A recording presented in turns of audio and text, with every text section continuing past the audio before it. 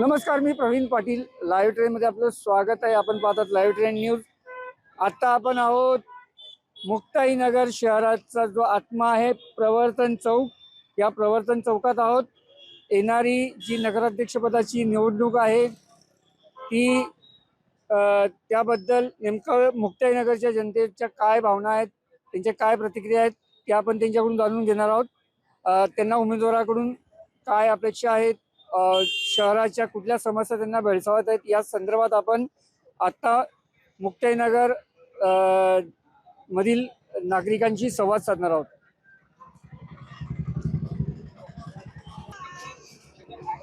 मुक्ताईनगर म्हटलं तसं जळगाव जिल्ह्याचं हे शेवटचं गाव आहे, सर्वात मोठं गाव आहे. या इथे 17 प्रभाग आहेत. 17 प्रभागासाठी इथे जी नगर परिषदेची निवडणूक आहे ती लढवली जाते. दादा, काय सांगाल, काय आपल्याला वाटतं, कोण येईल शहराचे विकास कामांच्या दृष्टीने, मतदारांचा कौल काय असेल? आता तर असं वाटतं की धनुष्यवान बसेल या मतदारसंघात असं वाटतं. धनुष्यवान. हो. तुम्हाला काय वाटतं? धनुष्यवान. बोला ना. धनुष्यबाण. धनुष्यबाण. धनुष्यबाण. हा, बोला ना, बोला ना. सगळे बीजेपीचे कॅन्डिडेट हे राष्ट्रवादीचे आहे. या कारणानं बीजेपी म्हणजे इकडे सपोर्ट करेल डायरेक्ट भाऊकडे. शहराची काय काय ज्या विकासाला बघून काय मतदान करताना काय बघणार आहे, विकास बघणार आहे, काय बघणार आहे? विकास तर दिसतो जाईल डायरेक्ट. पहिल्यापेक्षा फरक तर भरपूर दिसतोय आणि जनतेला. काय वाटतं? काय वाटतं तुम्ही? आम्हाला धनुष्यबाण वाटत की धनुष्यबाण दादा? बोला बोला दादा, काय वाटतं? तुम्हाला काय वाटतं बा, कोण येणार आहे, काय येणार आहे? दादा, काय वाटतं तुम्हाला, मुक्ताईनगर मध्ये कोण येईल, काय विकासाची कामं झाली पाहिजे, काय अपेक्षा तुमच्या?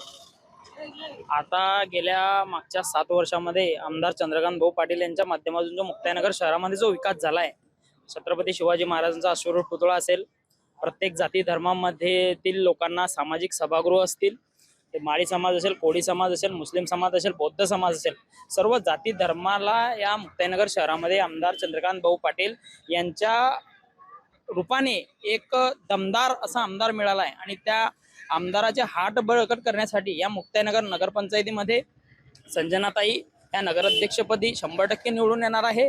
आणि त्याचप्रमाणे मुक्ताईनगर 17चे 17 प्रभागांमध्ये या ठिकाणी चंद्रकांत भाऊ पाटील यांचे सर्वच्या सर्व 17 नगरसेवक हे आमदार चंद्रकांत भाऊ पाटील यांनी मुक्ताईनगर, बोदवड आणि रावेरचे 41 गाव ह्या गावांमध्ये आणि प्रॉपर मुक्ताईनगर शहरामध्ये जो विकास केलेला आहे, ह्या विकासाची पावती इथला मुक्ताईनगरचा प्रत्येक मतदार, इथली आया बहिणी, इथले विद्यार्थी, आज इथे मुक्ताईनगरची परिस्थिती अशी आहे की इथे मुक्ताईनगर खेड्यापाड्यातून येणाऱ्या विद्यार्थिनी या ठिकाणी आमदार चंद्रकांत भाऊ पाटील यांच्या माध्यमातून खूप अशा सुरक्षितता त्यांनी अशी वाटते. शहरात आल्याच्या नंतर मुक्ताईनगर मध्ये आमदार साहेबांचे जे कार्यकर्ते आहे ते प्रत्येक मुलीला, आया बहिणीला, ताईला इथे एक स्वतःचं एक प्रोटेक्शन म्हणून ते इथे त्यांचे कार्यकर्ते काम करतायत. आणि मला असं वाटतंय की या ठिकाणी 100%, 101% या ठिकाणी आमदार चंद्रकांत भाऊ पाटील यांच्या नेतृत्वाचं शिवसेनेचं सरकार बसेल आणि ते बसायलाच पाहिजे. मुक्ताईनगरमध्ये गेल्या 35 वर्षामध्ये जो इथला जो काय म्हणतात विकास जो थांबलेला आहे, मुक्ताईनगर एवढं मोठं शहर असल्यावर या ठिकाणी युवकांना कुठल्याही प्रकारे मागच्या काळामध्ये काही नव्हतं. भाऊंच्या माध्यमातून इथे MIDCचा खूप मोठा एक प्रस्तावित काय ते त्यांची प्रोसेस चालू आहे. त्याच्यानंतर भलं मोठं बस स्थानकाच्या ज्यामध्ये व्यापारी संकुल जे आहे ते भाऊंच्या नेतृत्वामध्ये लवकरात लवकर इथे आपल्या मुक्ताईनगर वासियांना दिसणार आहे.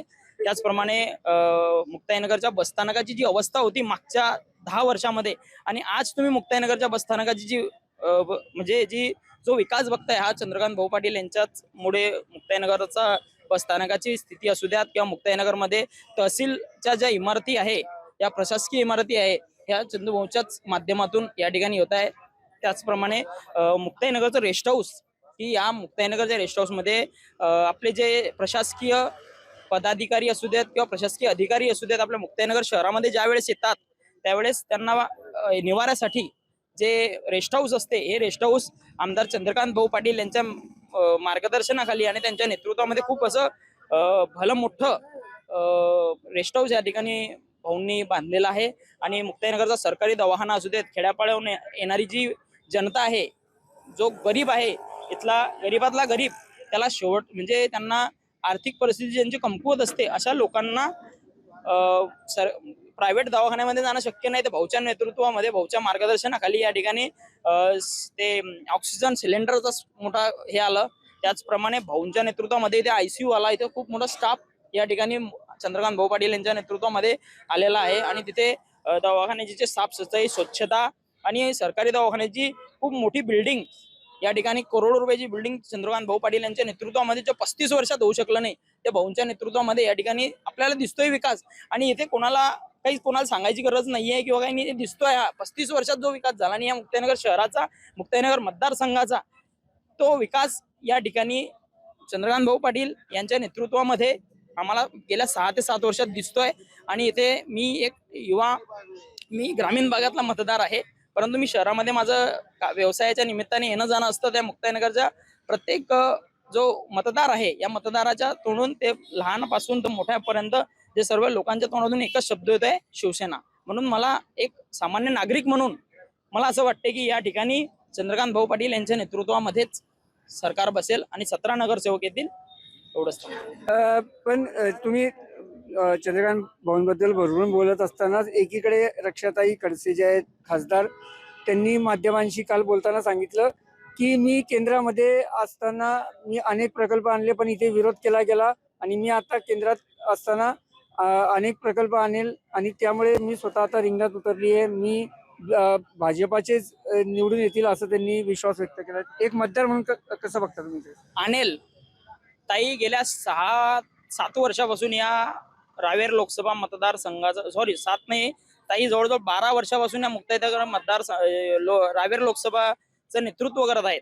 तर ताईंच्या नेतृत्वामध्ये या ठिकाणी मला तुम्ही पत्रकार, एक लोकशाहीचा तिसरा स्तंभ तुम्हाला गणलं जाते, तर तुम्ही पत्रकार म्हणून ताईच्या माध्यमातून या मतदारसंघामध्ये असू देत, मतदारसंघाचा विषय आपण बाजूला ठेवू, या मुक्ताईनगर शहरामध्ये मला एक ताईंचा मोठा विकास काम तुम्ही मला एक बोटावर मोजणे इतके 10-5 नाही सांगा, तर तुम्ही एक मला या ठिकाणी सांगा आणि त्या तुमच्या प्रश्नाचं उत्तर तुम्हालाच भेटेल. आपल्यासोबत काही महिला दुकानदार आहेत. काही एक महिला म्हणून तुम्हाला काय वाटतं की आता विकास कसा चाललाय आणि काय वाटतंय, कशाचा काय येईल तुम्हाला? याच तर पक्षाचे जनतेवर आहे. पण एक मतदार म्हणून तुम्हाला काय वाटतं की अजून काय विकास कामं झाली पाहिजे शहरात? भरपूर झाले पाहिजे. अच्छा, आता काही झालेत कामं? मी बघितले नाही, एवढे नाही झाले, व्हायला पाहिजे. आजी काय वाटतं तुम्हाला? काय बापा, पण तशी तर मागे झाली बापा. चटली स्वस्त करा सगळं. गरिबांना इथले पैसे कमवून सणावी तर पोट नाही भरत. चांगलं कमवा, चांगलं राहा, याला सरकारनं चांगलं हे करा. या ठिकाणी ताई केंद्रीय मंत्री आहेत. आमची सर्व युवकांची एक इच्छा आहे की बा ताईंनी आपल्या खेड्यापाड्यातील जे विद्यार्थी या ठिकाणी मुक्ताईनगरमध्ये SM कॉलेज असू देत, खडसे कॉलेज असू देत किंवा जे स्कूल असू दे, खेड्यापाड्यातील सर्व विद्यार्थी या ठिकाणी जमतात आणि या ठिकाणी येतात. तर एक भलं मोठं जे ओपन क्रीडा संकुल पडलेलं आहे खाली, एकदम काहीच नाही त्याच्यामध्ये. तर ताई केंद्रीय क्रीडा व युवक कल्याण मंत्री आहे. तर ताईंनी या माध्यमातून आमची एक विनंती आहे की ताईंनी आतापर्यंत तर काही केलं नाही, पण ताईंनी आता करायला पाहिजे. त्या ठिकाणी विद्यार्थ्यांसाठी 400 मीटर ट्रॅक किंवा इंडोर स्टेडियम, आउटडोर स्टेडियम, खूप आता ताईंना संधी आहे. ताईंनी हे केलं पाहिजे व आमची इच्छा आहे. आमदार चंद्रकांत भाऊ पाटील तर हे करताच आहे, भाऊंचे प्रयत्न चालूच आहे, परंतु ताईंकडे इतकं मोठं पद आहे आणि ताई आपल्या मुक्ताईनगरच्या प्रॉपर आहे. तर ताईंनी या सगळ्या गोष्टी मुक्ताईनगर शहरवासियांकरता या क्रीडाच्या बाबतीत केला पाहिजे. भाऊंचा विकास चालूच आहे, ताईंनी विकास केला पाहिजे. मतदान होते जाते, परंतु इथे जे नवयुवक आहे, युवकांचा विचार करून ह्या सगळ्या गोष्टी झाल्या पाहिजे.